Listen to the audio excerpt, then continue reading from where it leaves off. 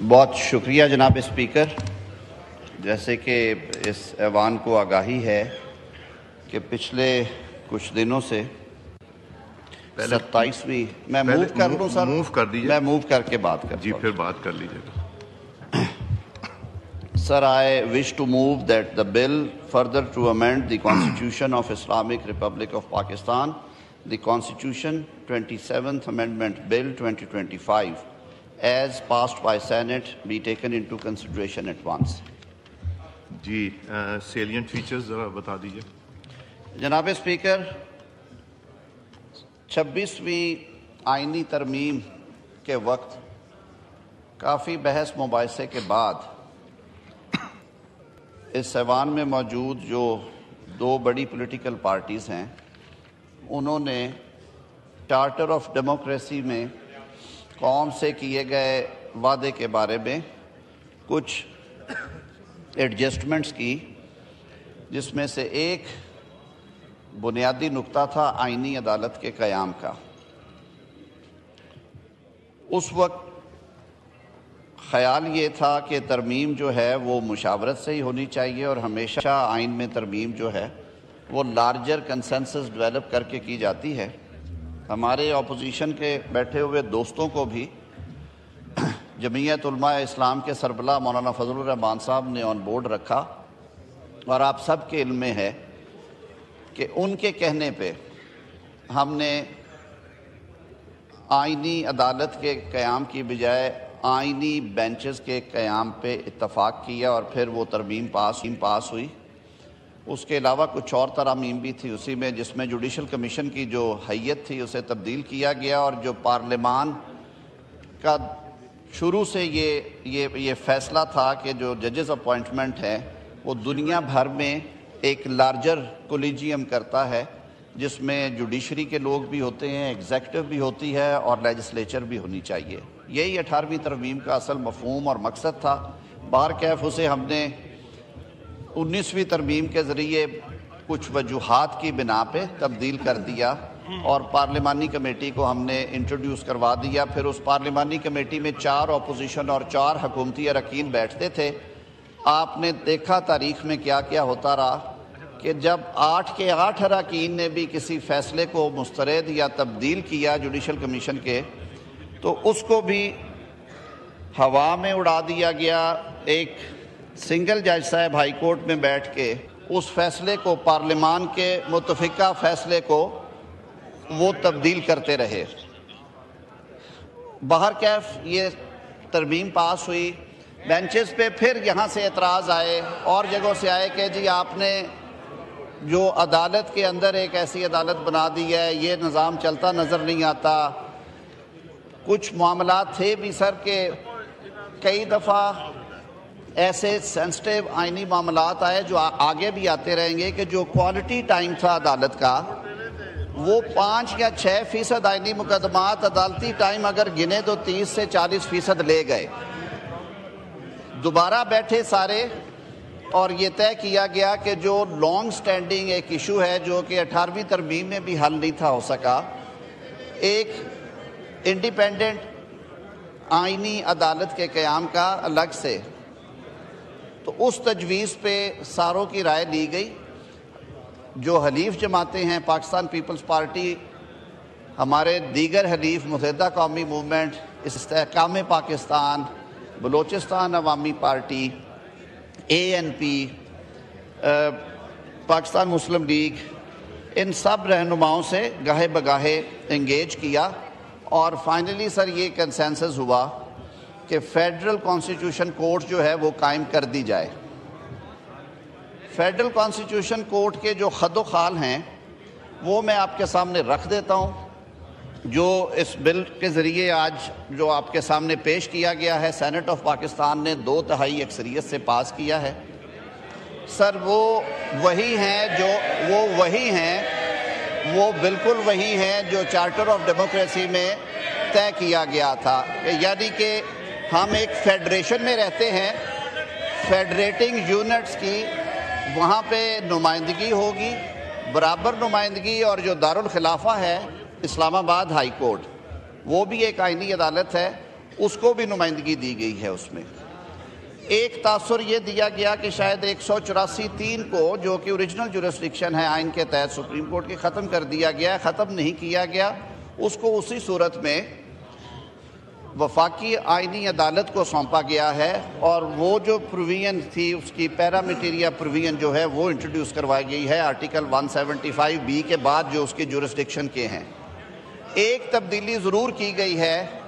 جو کہ senate of Pakistan نے بل پاس کیا، اور کمیٹی میں دونوں ایوانوں کی جوائنٹ کمیٹی سر اس کو دیکھتی رہی۔ ہماری خواہش تھی کہ ہمارے اپوزیشن کے دوست بھی اس میں بیٹھتے، یہ ایک ان کی آئینی ذمہ داری تھی۔ باہر کیف انہوں نے باوجود اپنے ان کی پرائورٹیز کے یہ مناسب نہیں سمجھا کہ اس انتہائی حساس اور اہم معاملے میں وہ اپنی آراء سے ہمیں نوازیں۔ جمعیت علماء اسلام کی طرف سے سینیٹر کامران مرتضیٰ صاحب اور محترمہ عالیہ کامران صاحبہ نے شرکت کی، لیکن پارٹی ڈیسیژن کی وجہ سے انہوں نے بھی بعد میں شریک ہونے سے معذرت کی۔ جن سیاسی جماعتوں نے پارلیمانی جماعتوں میں دونوں ایوانوں سے اس میں شمولیت اختیار کی ان کے میں نام لے چکا ہوں۔ تو 184 کو جب ڈسکس کیا تو سر بازی کے تاریخ کے جھروکوں میں گئے۔ ایک اختیار جو کہ دنیا کی بہت ساری جورسڈکشنز میں نہیں ہے، اس پہ بحث و مباحثہ کیا گیا، جسے ہم سو موٹو کہتے ہیں، اور جسے سن کے اچھے خاصے لوگ جو ہیں ان کے پسینے جاری ہو جاتے ہیں کہ وہ ایک ایسا افرید کے طور پہ ہمارے عدالتی نظام میں آیا کہ اس سو موٹو کی نظر کبھی کوئی وزیر اعظم ہو گیا، کبھی کوئی سرکاری ملازم ہو گیا، کبھی کوئی اداکار یا اداکارہ ہو گئے، اور کبھی ملک کی یا معاشی نظام ہی بٹھا دیا اس سو موٹو نے۔ کس کس کا ذکر کریں؟ سٹیل مل سے شروع کریں، ریکو ڈیک کے 9 ارب ڈالر کے جرمانے سے شروع کریں جناب اسپیکر، ہسپتالوں کے دورے چیف جسٹس صاحب کرتے تھے اس سے شروع کریں، وہ جو انہوں نے ڈیم بنانے تھے اس کی طرف جائیں، یا منتخب وزیر اعظم کو گھر بھیجنے سے شروع کریں یوسف رضا گیلانی صاحب کو، پھر ایک اور منتخب وزیر اعظم کو گھر بھیجنے کا ایک منصوبہ ہوا، اسی سو موٹو کی نظر ہو گیا 184 میں، وہ درخواست بھی تھی خیر اس میں میاں محمد نواز شریف صاحب کو۔ ہم نے یہ بھی دیکھا کہ سامان سے کوئی چیز نکل آئی ہے جو کہ کسٹم ایکٹ کے تحت ممنوع ہے اور اس کا جرمانہ ہے، پتہ چلا جو اس پہ بھی سو موٹو ہو گیا ہے۔ تو جناب اسپیکر، جو سو موٹو کا اختیار ہے آئینی عدالت کا، وہ سینٹ میں جو بل پاس ہوا ہے اسے ختم کیا گیا ہے۔ اپروپریٹ اپلیکیشن کے اوپر درخواست آئے، کورٹ سیٹسفائی کرے کہ یہ جو کرائیٹیریا ہے 184(3) میں، کہ یعنی کہ انفورسمنٹ آف فنڈامنٹل رائٹس بھی ہو مسئلہ سامنے آپ کے، اور اس کے ساتھ ساتھ وہ عوامی پبلک امپورٹنس کا بھی میٹر ہو، کسی فرد واحد کو گرل کرنے کے لیے یہ استعمال نہیں ہوگا۔ جناب اسپیکر، اس سے آگے چلتے ہیں ججز کی ٹرانسفر کے اوپر جو تجاویز آئیں ان کو بھی بغور اس کا جائزہ لیا گیا۔ آرٹیکل 200 کے تحت صدر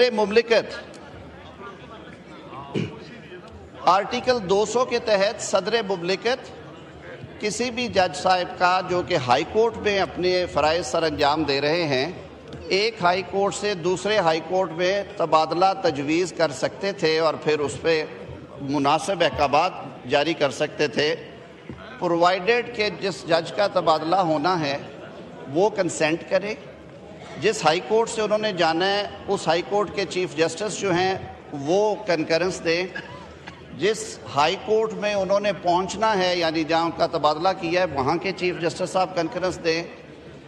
پھر چیف جسٹس پاکستان اس کی کنکرنس دیں، اور اس کے بعد وزیر اعظم کی ایڈوائس پہ اس پہ عمل درآمد ہو جاتا تھا۔ ماضی میں سر آرٹیکل 200 کے تحت تبادلے ہوئے، وہ چیلنج بھی ہوئے، کورٹ کے سامنے گئے، اس میں یہ بھی دیکھا گیا کہ آیا یہ آئینی فریم ورک میں ہوئے، اور ساتھ اس میں سینیورٹی کا بھی ایشو آیا۔ سر بحث مباحثے اور غور و خوض کے بعد یہ طے پایا کہ آرٹیکل 200 میں ترمیم کر کے جو جوڈیشل کمیشن آف پاکستان ہے جس کی سربراہی چیف جسٹس کریں گے، جس میں 5 جج صاحبان سپریم کورٹ آف پاکستان اور آئینی عدالت سے ہوں گے، جس میں پارلیمان کی اپوزیشن کے 2 اراکین ہیں، حکومتی بینچوں سے 2 اراکین ہیں، جس میں جناب اسپیکر آپ کا بھی نامنی ہے، جس میں بار کونسل بھی بیٹھتی ہے، اور جس میں اٹارنی جنرل اور لا منسٹر کی بھی نمائندگی ہے۔ تو وہ جوڈیشل کمیشن جو ججز کو اپوائنٹ کر سکتا ہے، جو ججز کی کنفرمیشن پہ فیصلہ کر سکتا ہے کہ انہوں نے مستقل ہونا ہے یا نہیں، جو ججز کی پرفارمنس ایویلویشن کر سکتا ہے، اسی کمیشن کو یہ اختیار دیا گیا کہ وہ کمیشن تبادلہ کرے۔ تو ایک تجویز یہ تھی کہ اس تبادلے کے بعد اگر جج صاحب انکار کرتے ہیں کہ میں نے سندھ کی بجائے بلوچستان کی بجائے لاہور میں نہیں کام کرنا، یا لاہور کی بجائے پشاور میں نہیں کرنا، تو پھر وہ ریٹائر تصور ہوں گے۔ اس پہ بحث کے بعد یہ ترمیم لائی گئی اور ہم نے اس ترمیم کو قبول کیا۔ طے یہ ہوا کہ جوڈیشل کمیشن آف پاکستان میں یہ بحث کے بعد ججز ٹرانسفر ہو سکتی ہے on such conditions as determined by the commission in that particular case, کہ انہیں 1 سال کے لیے بھیج رہے ہیں، 6 ماہ کے لیے، 2 سال کے لیے، کتنے عرصے کے لیے، یا مستقل تبادلہ ہے اگر وہ کہتے ہیں۔ وہاں پہ یہ بھی شک رکھی گئی کہ کمیشن اگر سمجھے مناسب تو ان جج صاحب کو بلا کے ان سے رائے بھی لیں یا ان کا موقف بھی سنیں۔ فیصلہ ہو جانے کے بعد اگر اس پہ عمل درآمد میں جج صاحب انکار کرتے ہیں تو آرٹیکل 209 کے تحت جو سپریم جوڈیشل کونسل ہے، جس میں اب 7 جج صاحبان بیٹھے ہوں گے،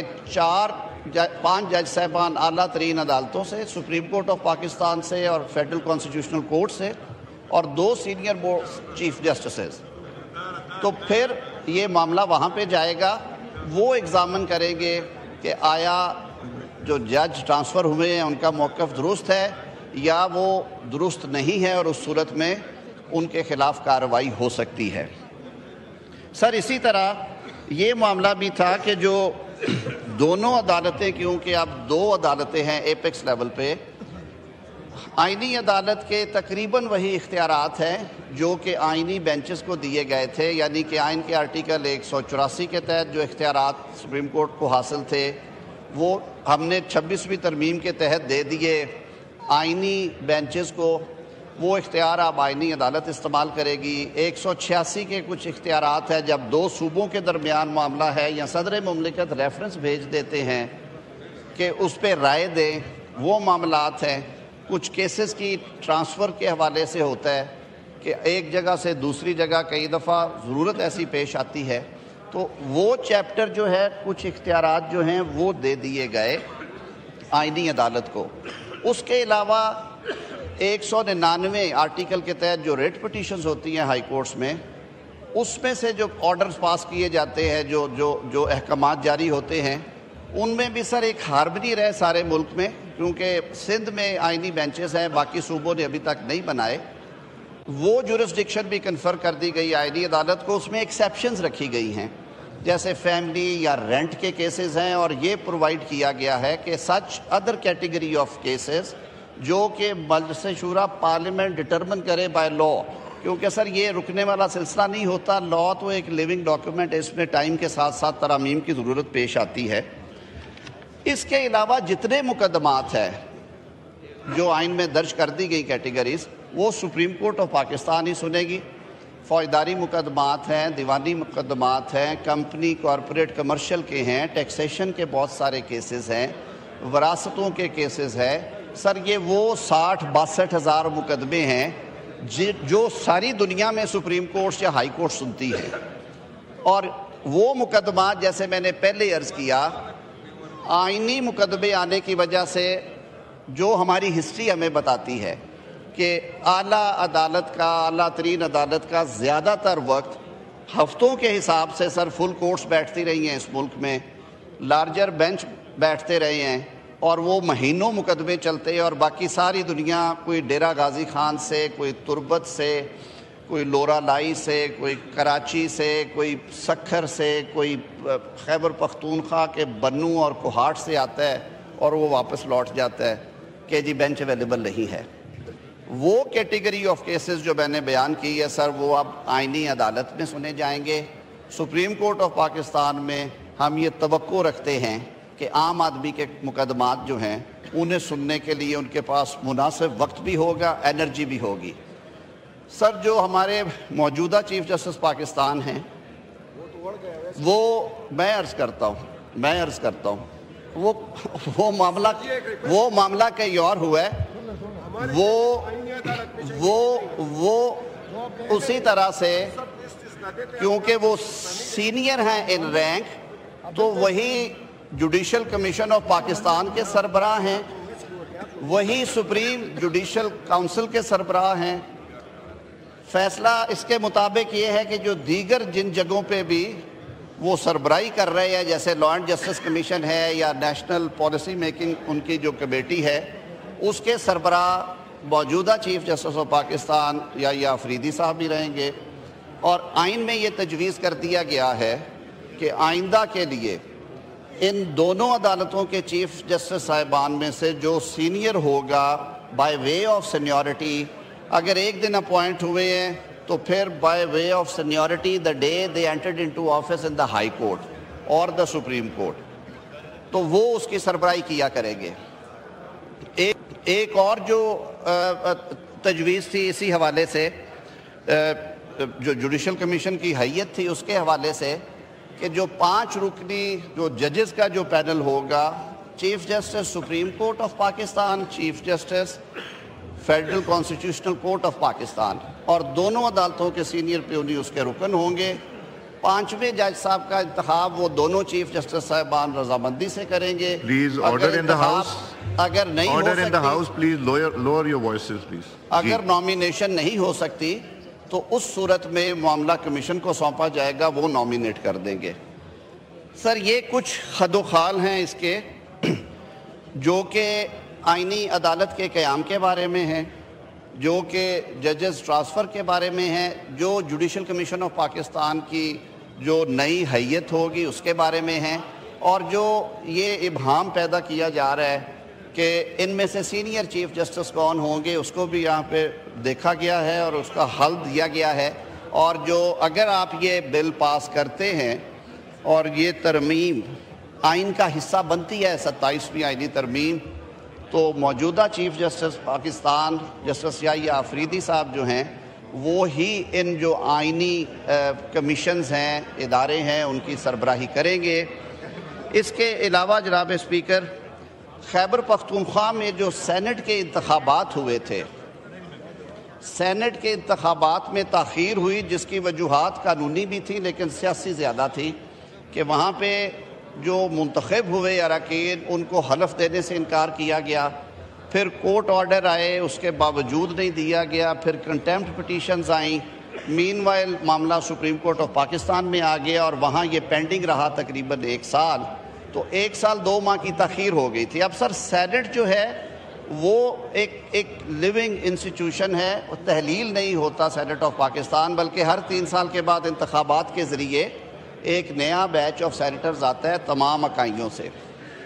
ہونا اب یہ تھا سر کہ جب اگلے الیکشنز آنے تھے 6 سال بعد والے, تو اس میں 14 ماہ کا گیپ آ گیا تھا. اسے پلگ ان کرنے کے لیے وہ بھی مشاورت سے کیا گیا ہے, طے کر دیا گیا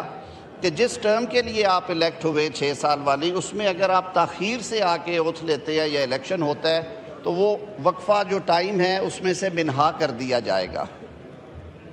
وہ اس لیے سر کیا گیا کہ ابہام پیدا نہ ہو اور سینٹ کا جو نظام ہے وہ سموتھلی چلتا رہے. آرٹیکل 243 سر جو کہ مسلح افواج کے سربراہان کے بارے میں ہے اور joint chiefs of staff committee کا جو ذکر کرتا ہے, ہم سب کو معلوم ہے کہ 1973 سے پہلے مختلف ادوار میں جو ڈسپنسیشن تھی وہ کیا تھی, اور یہ بھی معلوم ہے کہ دنیا کے دیگر ممالک میں یہ اپوائنٹمنٹس کس طرح سے ہوتی ہیں اور رینکس کیا ہیں. جناب اسپیکر, مئی 2025 میں یہ ایوان اسی طرح آباد تھا جب ہمارے ہمسایہ ملک بھارت نے پاکستان پہ بلا اشتعال حملے کیے اور ہماری جو سوورینٹی ہے ٹیریٹوریل اس کو چیلنج کیا۔ ہم لوگ اسی ایوان میں جمع رہے، دونوں اطراف سے باتیں ہوئیں۔ میں یہ بات بڑے فخر سے کہہ سکتا ہوں کہ ان دنوں میں ہمیں پوری قومی یکجہتی دیکھنے میں آئی اور پوری قوم نے یک زبان ہو کے افواج پاکستان کا ساتھ دیا، ریاست پاکستان کا ساتھ دیا، اور پھر اللہ تعالیٰ نے اپنی کرم نوازی فرمائی اور ایک تاریخ ساز کامیابی جو ہے وہ پاکستان کے حصے میں آئی، جس پہ ہم اللہ تعالیٰ کے حضور جتنا شکر ادا کریں وہ کم ہے اور سر بسجود رہیں۔ جناب اسپیکر، اس کی پذیرائی نہ صرف ملک کے اندر ہوئی بلکہ اسلامی ممالک نے OIC میں، ہمارے گلف کے ممالک نے GCC نے، ہمارے ہمسایہ ملک پاکستان کے درینہ ساتھی عوامی جمہوریہ چین نے، ہمارے لیے بہت ہی عزت اور تکریم کے مقام والے ملک سعودی عربیہ نے، ہمارے دوست ترکیہ نے، آذربائیجان نے، ان تمام ممالک نے پاکستان کا نہ صرف ساتھ دیا بلکہ اس کی تعریف کی، اور پھر دنیا نے دیکھا کہ چاہے وہ امریکہ کے صدر ہوں، چاہے وہ چین کے سربراہ ہوں، چاہے وہ فرمان روا سعودی عربیہ ہوں، سب نے بیک زبان کہا کہ پاکستان کی مسلح افواج نے، پاکستان کی فوج کے سربراہ جنرل عاصم منیر کی قیادت میں اس وقت جو خوبصورتی کے ساتھ، جس طرح سے اور جس پریسیژن کے ساتھ اور ماڈرن ٹیکنالوجیز کو استعمال کرتے ہوئے جس ہم آہنگی کے ساتھ فضائیہ اور بحری فوجوں کو ساتھ ملا کے اس جنگ میں بھارت کو جواب دیا ہے، اس کی مثال نہیں ملتی۔ جناب اسپیکر، قوم کے بہادر سپوت کو حکومت پاکستان نے مشاورت کے بعد فیلڈ مارشل کے اعزاز سے نوازا۔ فیلڈ مارشل کا اعزاز بلا شبہ ان کی اس پیشہ ورانہ کارکردگی اور مہارت اور ان کی اس جنگی حکمت عملی کی وجہ سے دیا گیا۔ میں خود یہ بات کرتا ہوں، وی were part of war committee جو نیشنل سیکیورٹی کمیٹی کے نیچے بنی، اس میں اور وفاقی وزراء بھی تھے، وزیر اعظم صاحب اس کی سربراہی کرتے تھے۔